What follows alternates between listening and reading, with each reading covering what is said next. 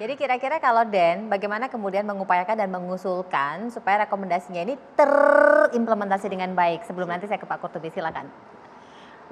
Jadi sebetulnya beberapa cara tadi yang sudah dibahas dalam mengatasi LPG bersubsidi seperti menaikkan harga misalnya, saya sih di tahun politik ini kayaknya agak sulit ya, meskipun kita kemarin sukses menaikkan harga pertalit. Kemudian juga kalau BLT ya, tadi katanya datanya juga belum valid, apalagi di tahun politik nanti ada dugaan macam-macam gitu kan. Nah sekarang dicoba sistem IT, tadi juga banyak tanggapan yang negatif. Nah sebetulnya kami ada beberapa cara, tadi juga sedikit sudah disinggung oleh Pak Kurtubi, Bapak juga, kita buat atas perintah Presiden juga, dan sudah kita paparkan di depan Bapak Presiden selaku Ketua DEN, yaitu kita sebut Grand Strategi Energi Nasional, dan sudah kita uji coba. Nah salah satunya tadi, kita meningkatkan produksi LPG dalam negeri, baik dari kilang existing yang sedang di-upgrade sekarang di Balikpapan, dan ada teknologi baru juga di Bontang yang bisa meningkatkan produksi LPG kita.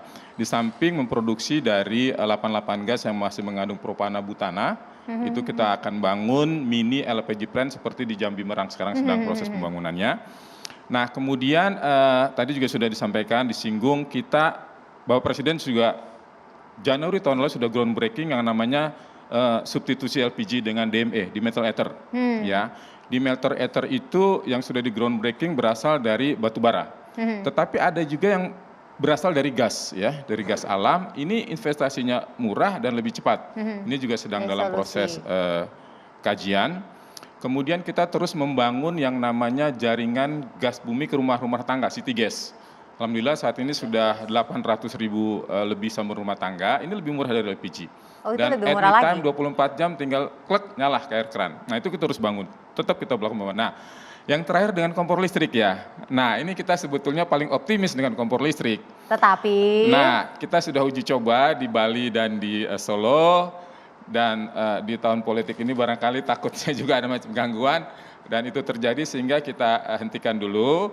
Kita sekarang fokus kepada rumah tangga yang menengah ke atas, kompor listrik terus kita jalankan. Nah ini bisa berhasil DME dan kompor LPG.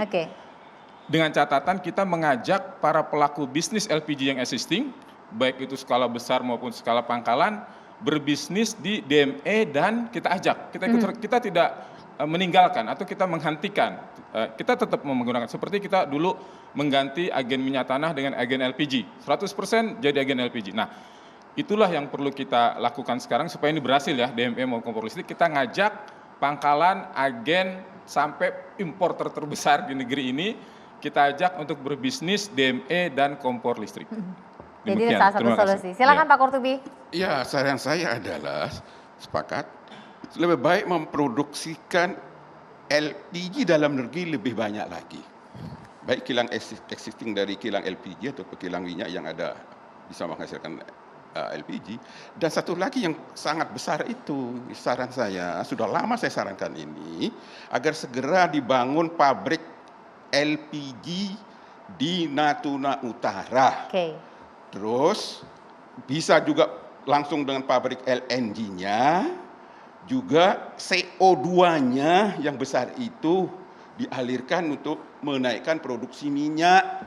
Jadi ini akan sekaligus memanfaatkan semua sumber daya alam yang sudah ada di Natuna itu, yang sudah ditemukan puluhan tahun. Nah, sekarang kok sampai sedetik ini kok enggak ada. Tahu sebabnya? Karena sistem tata kelola di bawah Undang-Undang Migas itu yang salah total. Tolong Komisi 7 dengerin ya. Komisi 7 ini ya, Undang-Undang Migas nomor 2 tahun 2001 itu sumber masalah ini. Kita negara kaya sumber daya alam migas, menjadi rakyat tersiksa seperti sekarang ini, pemerintah cari macam-macam cara sampai beli LPG harus pakai KTP, menyiksa rakyat sebentar, ya.